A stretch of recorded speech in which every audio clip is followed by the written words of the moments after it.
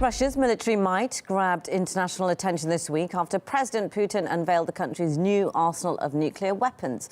The media is now speculating that there'll be a new arms race between Moscow and Washington. But the numbers show a different picture, as Murad Gazdiev explains.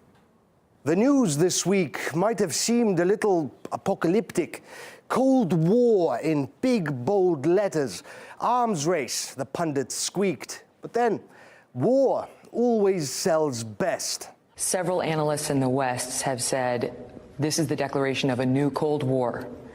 Are we in a new arms race right now? My point of view is the individuals who have said that a new Cold War has started are not really analysts. They do propaganda.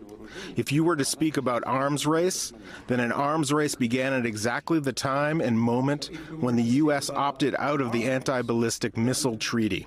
How odd. And here I thought that surely it takes at least two to make an arms race.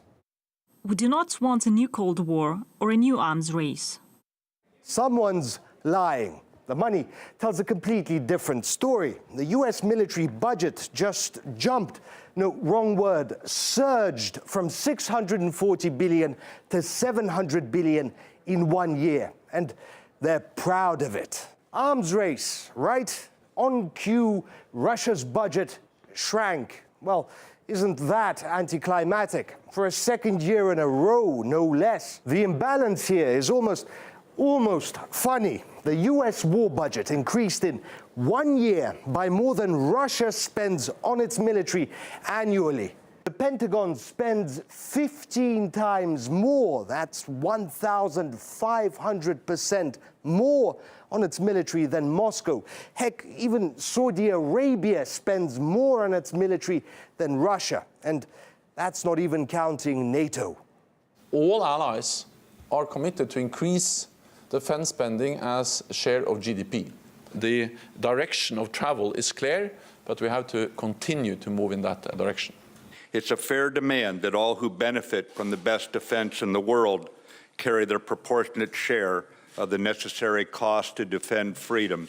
These grave security concerns are the same reason that I have been very, very direct with Secretary Stoltenberg in saying that NATO members must finally contribute their fair share and meet their financial obligations.